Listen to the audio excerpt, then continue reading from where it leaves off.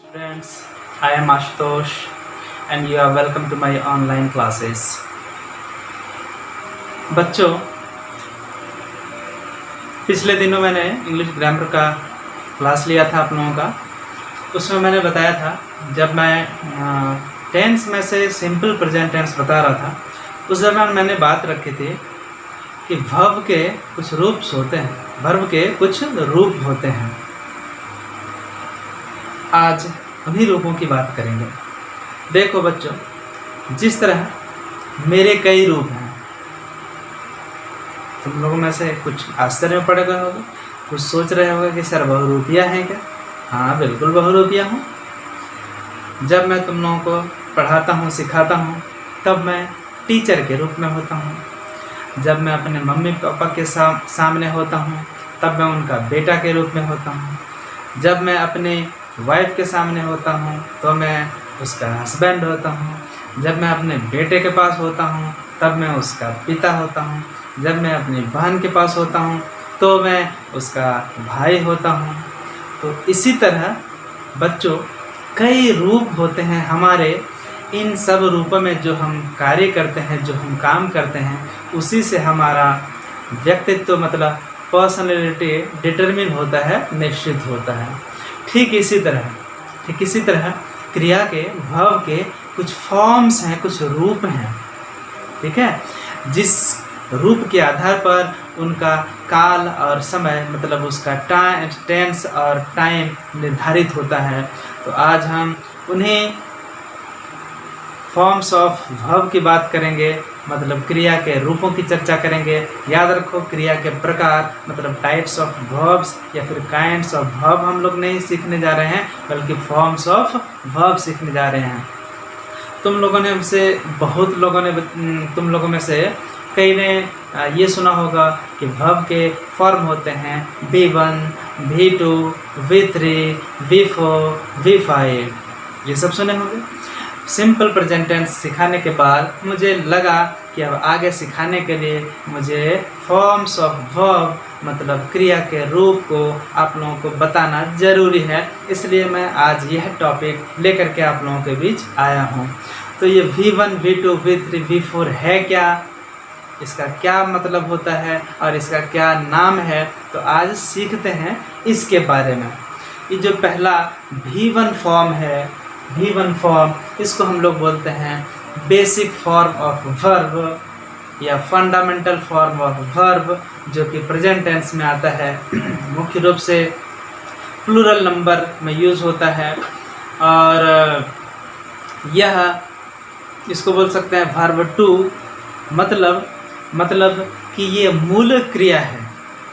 जिस तरह संस्कृत में धातु होती है, धातु मतलब क्रिया, जैसे पठ मीन्स पढ़ना होता है ना, लिख मीन्स लिखना, उसी तरह वो क्या है, वो मूल क्रिया है संस्कृत का। ठीक उसी तरह मूल क्रिया जो इंग्लिश की है वो यही V1, वही फॉर्म है उसका, वही रूप है उसका। ये नॉन फाइनाइट भी है एक तरह से, जैसे इसके आगे इसमें लगता है to dance, to open, to study, इस तरह होता है। इसलिए हम लोग इसको इन्फिनेटिव, ये एक नॉन फाइनाइट का प्रकार होता है, वो मैं आप लोगों को आगे सिखाऊंगा। नॉन फाइनाइट एक अलग से क्लास लूँगा। फाइनाइट वर्ब का तो मैंने क्लास लिया था, नॉन फाइनाइट का भी मैं क्लास लूँगा आप लोगों का। तो ये हो गया टू वाला रूप, इन्फिनेटिव, और इसको प्रेजेंट भी बोलते हैं, लेकिन ये बेसिक फॉर्म है, फंडामेंटल फॉर्म है वर्ब का। अगला है बच्चों V2, उसको हम लोग बोलते हैं पास्ट टेंस। V2 को बोलते हैं पास्ट टेंस, जैसे डांस्ड, स्टडीड, सॉ, सी का सॉ होता है इस तरह। और इसका मतलब क्या, डांस्ड मतलब नाचा, ठीक है, स्टडीड मतलब पढ़ा, सॉ मतलब देखा, ये हो गया। मतलब ये भी वर्ब है, ये भी वर्ब ही है, ये भी वर्ब ही है। अब V3 है, V3 का नाम है पास्ट पार्टिसिपल। जैसे मैं एक एग्जांपल बच्चों ले लेता हूँ, V1, V2, V3, V4 और V5। यदि मैं यहाँ लिखूँ गो और यहाँ लिखूँगा तो हो जाएगा वेंट, ठीक है, और ये हो जाएगा गोन, और ये हो जाएगा गोइंग, और ये हो जाएगा गोल्स, ठीक है बच्चों। इस तरह होता है V1, V2, V3, V4 and V5। यदि मैं सिर्फ एक का दूं तो इस तरह होता है। तो तीसरा जो V3 है ये हो जाता है, इसका नाम है पास्ट पार्टिसिपल, मतलब पास्ट तो पिछले V2 भी था पास्ट ही, लेकिन ये भी पास्ट है, लेकिन इसमें एक पार्टिसिपल शब्द लगा हुआ है। इसका क्या मीनिंग है इसको जानते हैं। पार्टिसिपल क्या चीज़ होता है? एक ऐसा वर्ब है, पार्टिसिपल वर्ब भी होता है, लेकिन एक ऐसा वर्ब है जो कभी वर्ब के रूप में यूज़ होता है और कभी कभी एडजेक्टिव के रूप में यूज़ होता है। मतलब पार्टिसिपल वर्ब की शक्ति और एडजेक्टिव की शक्ति से पैदा हुए हैं। इन दोनों की शक्ति जब मिल गई तो उसको बोलते हैं पार्टिसिपल। मतलब इस पार्टिसिपल में वर्ब के रूप में भी यूज़ होता है और एडजेक्टिव के भी रूप में यूज़ होता है। चलो मैं एग्जाम्पल देता हूँ। एग्जाम्पल के रूप में यदि मैं लिखा हूँ आई हैव डांस्ड, ठीक है, आई हैव डांस्ड, या चलो I have broken the chair, मैंने कुर्सी तोड़ दी है, मैंने कुर्सी तोड़ दी है, ठीक है। अभी ये क्या है? ये ब्रोकन जो है ये है यहाँ क्या? ये पास्ट पार्टिसिपल है, लेकिन अभी ये V3 है, ठीक है, अभी V3 है। यहाँ मैं लिखूं I have a broken chair, मतलब मेरे पास है एक कुर्सी, लेकिन कैसे? यहाँ ब्रोकन मतलब हो गया टूटी हुई कुर्सी है। कैसे? कुर्सी क्या है? कुर्सी तो एक नाउन है, एक संज्ञा है। इसकी विशेषता कौन बता रहा है? ब्रोकन। ये तो वही वर्ड है जो पास्ट पार्टिसिपल है, उसमें यूज़ किया है। तो पार्टिसिपल मतलब ये पास्टिव फॉर्म ही है, लेकिन यहाँ इसका काम कैसा हो रहा है? यहाँ एडजेक्टिव मतलब विशेषण, जो संज्ञा या सर्वनाम की विशेषता बतलाए, जो नाउन और प्रोनाउन को क्वालिफाई करे, ठीक है, उसको डिस्क्राइब करे। कुर्सी को डिस्क्राइब कौन कर रहा है? तो टूटी हुई कुर्सी। कैसी? टूटी। Broken chair, I have a broken chair, this is a broken chair, यह एक टूटी हुई कुर्सी है। तो यही ब्रोकन यहाँ पे क्या है? यहाँ पे एडजेक्टिव का काम कर रहा है, और ऊपर में भी ब्रोकन ही था, लेकिन वहाँ पे ये वर्ब का काम कर रहा है, क्रिया का काम कर रहा है। तो पार्टिसिपल वही होता है जो कभी वर्ब का काम करता है, कभी एडजेक्टिव का काम करता है, मतलब दोनों का ही काम करता है। जब वर्ब, तो वैसा वर्ब वो कहलाता है participle.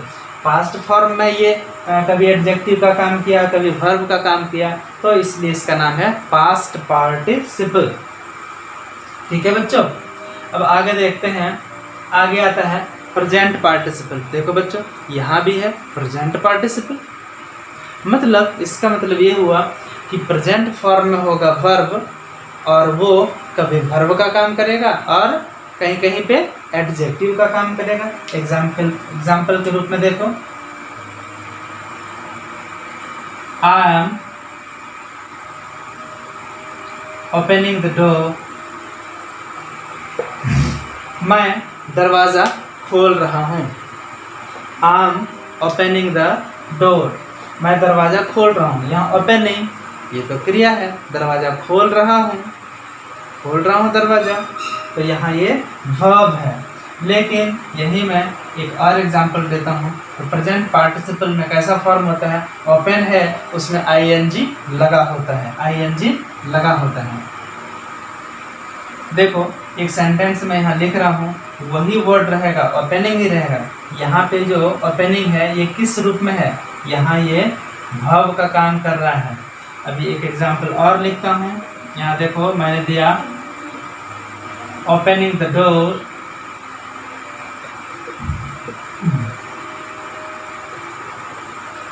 I saw a tiger. I saw a tiger. दरवाजा खोलते ही मैंने एक शेर को देखा। मतलब दरवाजा खुला और उसने देखा शेर। देखा ना? तो यहाँ एक सौ है और यहाँ एक खुलना है। देखना और खुलना ये दोनों क्रियाएं एक साथ हो रही हैं और उसमें एक ही सब्जेक्ट है और वो है आई। दोनों क्रियाओं, दोनों वर्ब के लिए एक ही सब्जेक्ट है, वो है आई। और लेकिन अब यहाँ देखो, यहाँ जो ओपनिंग है, ओपनिंग किसके पहले है? यहाँ पे एक नाउन है। नाउन के पहले है, मतलब नाउन की विशेषता बता रहा है, नाउन को क्वालिफाई कर रहा है, नाउन को डिस्क्राइब कर रहा है। कौन कर रहा है? ओपनिंग। इसलिए यहाँ पे ओपन जोड़ ING है ना, ये प्रेजेंट पार्टिसिपल है। यहाँ पे ये काम दरवाज़ा खुलते ही ये एडजेक्टिव का यहाँ पे काम कर रहा है।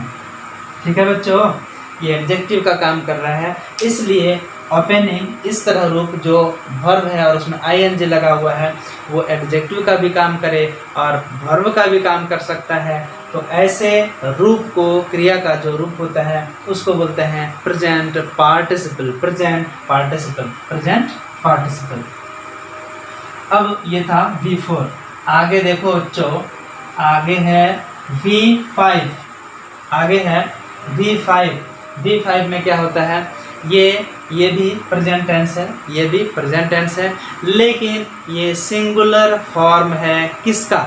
वर्ब का सिंगुलर फॉर्म में लगता है जब कोई सब्जेक्ट किसी सेंटेंस में, फॉर एग्जांपल ही डांसेस, मैंने लिखा ही डांसेस, ही सिंगुलर है, उसके साथ डांसेस। तो सब्जेक्ट वर्ब एग्रीमेंट में मैंने सिखाया था आप लोगों को कि जब सब्जेक्ट जो है वो सिंगुलर हो तो यहाँ भी वर्ब भी सिंगुलर। यहाँ सब्जेक्ट है सिंगुलर, मतलब पहला नंबर, और यहाँ फिर सिंगुलर है। क्या चीज़ है ये वर्ब है, ये भी क्या है?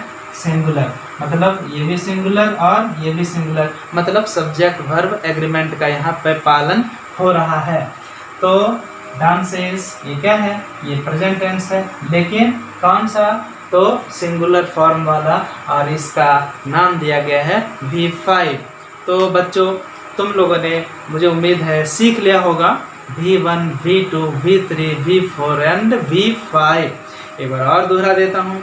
V1 इज द बेसिक और fundamental form of verb. This is used like plural verbs और नॉन फाइनाइट मीन्स इन्फिनेटिव के रूप में यूज होता है। अगला है V2, that is past tense, जिसका मतलब होता है ना, जैसे है डांस्ड मतलब नाचा या नाच लिया, स्टडीड मतलब पढ़ा या पढ़ चुका या पढ़ लिया, सॉ मैंने देखा या देख लिया।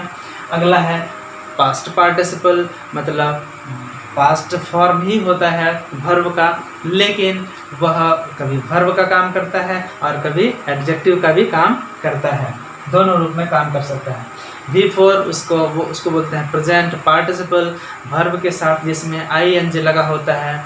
और जब ये पास्ट पार्टिसिपल हो गया तो यह प्रेजेंट तो है ही, और तो यह वर्ब का भी काम करेगा और एडजेक्टिव मतलब विशेषण का भी काम करेगा।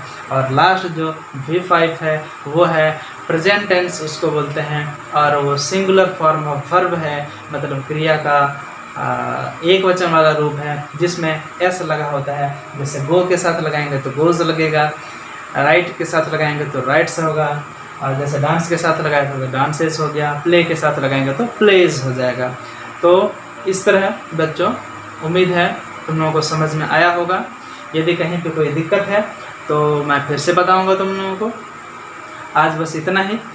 ये बताने के बाद तुम लोगों को अब जो प्रेजेंट, सिंपल प्रेजेंट टेंस के बाद का जो टेंस होता है उसको सीखने में सुविधा होगी।